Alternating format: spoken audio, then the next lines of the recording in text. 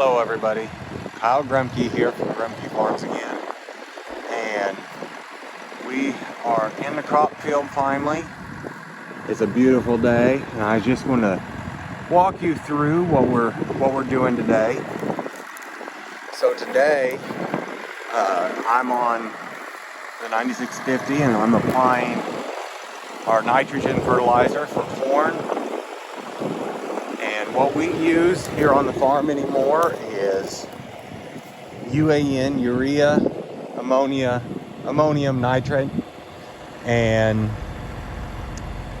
as you can see, I pulled up here to our supply tender trailer, and I did a video here a couple weeks ago where we were taking in a load coming off the semi truck, and this is how we take it out to the field. Like I said, I just got done filling up. You can see it's blue in the tank. UAN is normally clear, but what we're doing is adding a stabilizer right here. We get this from Conklin Company, and its active ingredient is DCD, which is not a biocide. Most of the stabilizers on the market is a biocide. What this does is it just slows down the digestion of the bacteria of the nitrogen. If we're trying to increase our biology in the field, we don't want to kill it. So I'm going to just take you through a real quick tour of the machine. Well, I'll give you a real quick story. This machine was sort of a fortunate accident, and what it was several years ago, Dad and I had already been talking about, we were using anhydrous ammonia, and I had concerns about the impact it had on soil health. The fact that it is known to help compact soil when you inject it in the ground, and also the fact that if we had to get out and work on anything on toolbar. If you've ever been around anhydrous, that's the big white pressure tanks that you see going up and down the road this time of year or in the fall. And it's dangerous to handle if something was to go wrong. And this applicator was on an auction on Purple Wave, and it was cheap at the time. And I'm like, well, surely the other guy, I wonder what his max bid was. And so I wouldn't advocate this. I put a bid in seeing what his max was, and I had it. Well, surely somebody else is going to bid. And then all of a sudden I'm like, uh-oh, I just bought this thing. Thankfully it was not for a lot of money, and it was only in Waverly. I didn't have to go like all the way up into Iowa or the Dakotas to get it, because that would have been a little unfortunate to have to do that. But we got this on a really good deal, and that sort of threw us into making a change. Along with what was concerning me, the last year we used anhydrous. Dad was applying, and I was digging around in the soil after it went through, and I dug through the trench where it was injected, and I was coming up with frozen and dead earthworms. And I'm like, this isn't what we want to be doing anymore. I'm trying to promote earthworms, not kill them. And so, yes, this is still a salt fertilizer. We are weaning ourselves off of it slowly. Last year, we raised corn on between 0.5 and 0.7 pounds of nitrogen per bushel, which is really good. Universities still say you need 1 pound per 1 pound of bushel, 1 pound per bushel of corn, and we're doing it for a whole lot less, which is a lot better in our pocketbook. And I believe it's the soil biology is making up the difference on our nitrogen needs. So what we got here is a rolling coulter. When I'm going along, this goes down into the ground. This just cuts a little trench. I'll show you in a minute what that looks like. It's a little hard to see it in this crop stubble, but right here, this is the trench. No disturbance, but it just opens it up so that the nitrogen can spray down and get contact with the soil.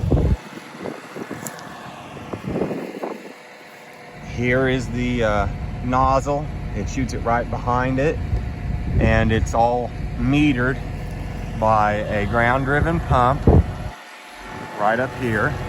That wheel goes up here to the pump, which is super easy to set, and it matches it just goes with increasing the pressure as you increase ground speed, and keeps it pretty consistent. We had one, you can see it looks greasy. Well, that's the fertilizer. We had a line break and it sprayed before we got stopped. But that's the thing about the UAN solution. You have a line break on anhydrous, it's a big old cloud of gas. It's dangerous to breathe because it's looking for moisture to bind with, and it'll take it in whatever form is available, including your body's moisture. That's why we don't use anhydrous, which everyone says that's a cheaper form of nitrogen. And I say cheaper in air quotes because it does usually run a little bit less money per pound, but if you got to take more pounds to do the same thing, is it really cheaper? And I'll argue the fact every day, all day long, take off your clothes and jump in a tank of this, and take off your clothes and jump in a tank of anhydrous, and tell me which one's worse. This one's going to burn a little bit because it's got salt, but it's not going to hurt you. Whereas anhydrous, it will cause severe burns on you.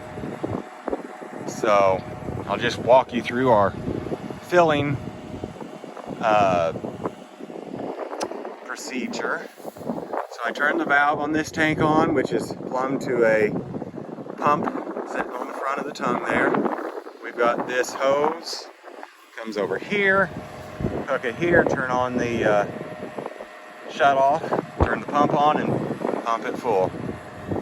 Add 2 quarts per acre of Guardian. Like I said, it's not a biocide, it's a soil amendment. So no matter the amount that you're putting on, you're using the same amount of inhibitor. Go up there to the top, dump the Guardian in, let it mix as it's filling, and then you're ready to go. I can fill with one of these things in about 10 minutes. It would fill faster if it wasn't. I got to climb up there and dump the stuff in there. So that's what takes the longest. This is 11 coulters on 30-inch spacing. And we put it on like you would, like you're going to plant. And we're putting it on here in the spring just right ahead of planting. If we were in areas where we had good straight fields and could use guidance, I'd be putting this on after corn was already emerged. But this hills, you got all these point rows and terraces, you end up turning a lot and trampling a lot of corn here. So we do the best we can. We're also not rain dependent to get it into the soil like you would be with just straight urea. You get 2 different forms of nitrogen. You get ammonium and you get urea. That's the urea, ammonium, nitrogen. So, but yeah, that's what we're doing. I can cover quite a bit of ground with this rig pretty quickly. Dad's planting on some ground that was just planted or just applied on 2 days ago.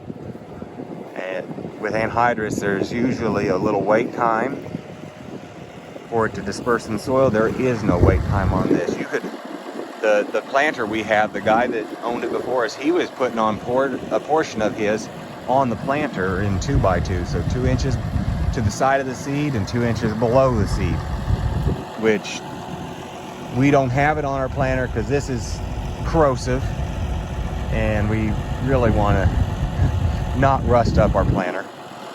We want to have it for quite a while. But this works out real well. I don't know if you can see up in the tractor, we've got our guidance sitting up there by the steering wheel. I set that. You could do it without guidance, but really, like I was trying to show you, this has all been applied. Other than the wheel tracks, you can't tell. It is a beautiful day. A little bit of wind, but compared to yesterday, this is nice. Very nice. I see ground temperature is finally getting to that 55, 56 degrees because some of the neighbors, they got in before April 1st. Their corn is just now getting up. It's sat in the ground for about 2 weeks waiting, and ours is going to hit the ground and start growing just as soon as it sucks in a little bit of moisture out of the soil. So, a pretty simple rig, but I like it so much better than anhydrous.